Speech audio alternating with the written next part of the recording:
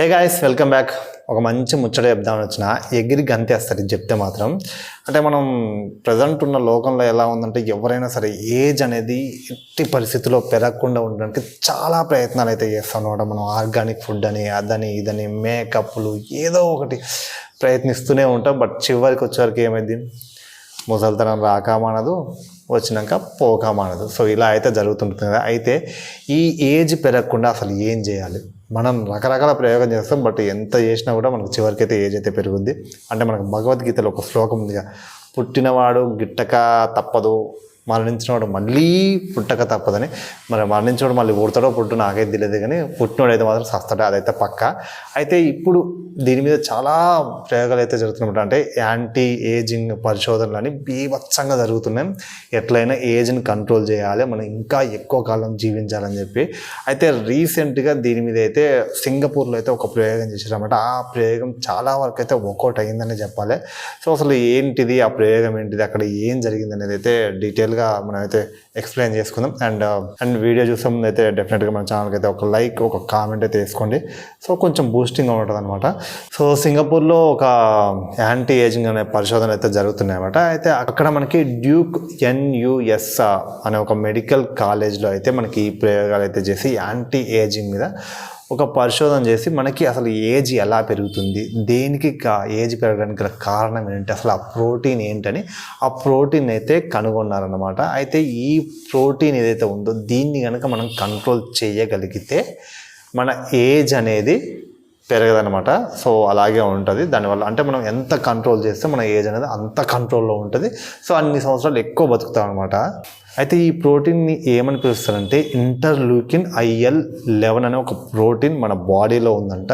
ఈ ప్రోటీన్ ఏదైతే ఉందో దాన్ని కనుక మనం కంట్రోల్ చేస్తే మన ఏజ్ కూడా కంట్రోల్ అవుద్దంట.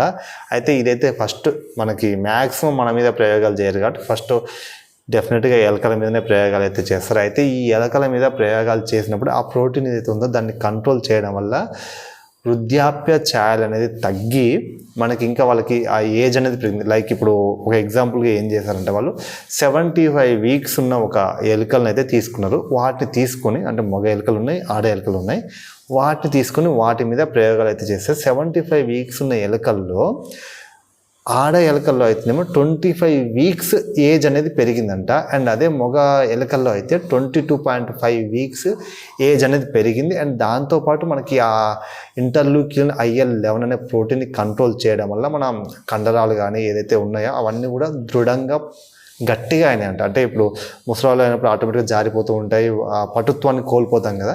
సో అలా కాకుండా చాలా గట్టిగా అయినాయంటే చాలా దృఢంగా ఉండి మనకి ఆ ఏజ్ అనేది ఇంకొంచెం నెంబర్ అనేది పెరిగింది. అంటే మనం బతకడానికి ఇంకొంచెం ఎక్కువ పెరిగింది. అయితే పూర్తిగా ఈ ఒకటే ఏజ్ దగ్గర, అంటే మన హీరో సిద్ధార్థ్ కాక మనం చిన్నప్పటి నుంచి ఎలా చూస్తున్నామో అలాగే అదే ఏజ్ దగ్గర ఉంటామని కాదు. బట్ ఆ ప్రోటీన్ మనం ఎంతవరకు కంట్రోల్ చేయగలిగితే అంత ఏజ్ అనేది మనకు పెరుగుద్ది. అంటే ఇప్పుడు లైక్ ఇప్పుడు ఎలకల్లో 22-25 వీక్స్ ఉంది కదా, అదే మనుషులకు వచ్చేసరికి 55 ఇయర్స్ పెరుగుద్దంట. మనకి 55 ఇయర్స్ పెరుగుద్దంట.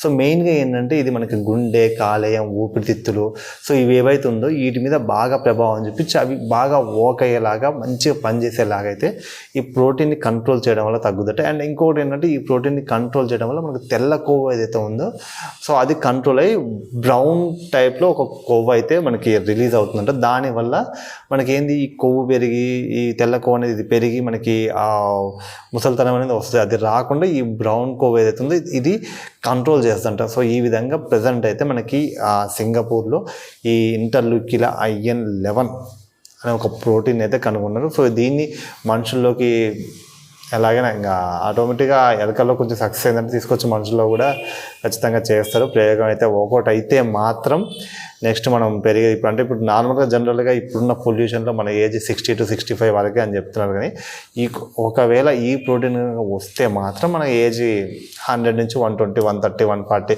ఇక పైసలు ఉన్నవాడైతే ఇంకా దాన్ని కంట్రోల్ చేస్తూనే ఉంటాడు, ఏజ్ని పెంచుతూనే ఉంటాడు. ఇంక ఇట్లా మరి ఇంకా అంటే ఒకవేళ ఆ చికిత్స ఖర్చు ఎంత ఉంటుందో తెలియదు, కానీ సో వస్తే మాత్రం మనుషుల్లో డెఫినెట్గా ఏజ్ అనేది పెరుగుద్ది. అండ్ వృద్ధాప్యం అనేది అంటే చాలా లేట్గా వస్తుంది, రాదు అని కాదు. ఇప్పుడు 60 ఏళ్ళలో వచ్చే చోటు 100 ఏళ్ళలో వచ్చిందంటే ఓ 70-80 ఏళ్ళు కొంచెం యంగ్గా బతుకుతాడు కదా. సో దానివల్ల ఇంకా వాడు ఏదైనా చేయాలనుకుంది, సాధించాలనుకుంది ఏదైనా ఉంటే ఇంకా సాధిస్తాడు కదా. సో అట్లా ప్రయోగాలు అయితే జరుగుతున్నాయి. సింగపూర్లో అయితే ఇది ప్రజెంట్ కనుగొన్నారు అనమాట. దీన్ని మనుషుల్లో కూడా తీసుకొస్తారు యాజ్ పాసిబుల్ యాజ్ చాలా తొందరలో. సో చూద్దాం మరి మనుషుల్లో కనుక ఈ ప్రయోగం సక్సెస్ అయితే మాత్రం మన జీవితకాలం అయితే పెరుగుద్ది.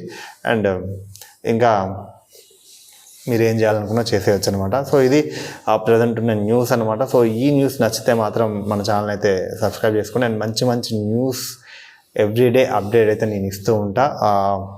ఇలాంటి న్యూస్లు కనుక కావాలి అనుకుంటే ఫాలో అవ్వండి, సబ్స్క్రైబ్ చేసుకోండి. అండ్ మీ ఫ్రెండ్స్కి కూడా ఎవరైనా ఉంటే వాళ్ళకి షేర్ చేసేయండి.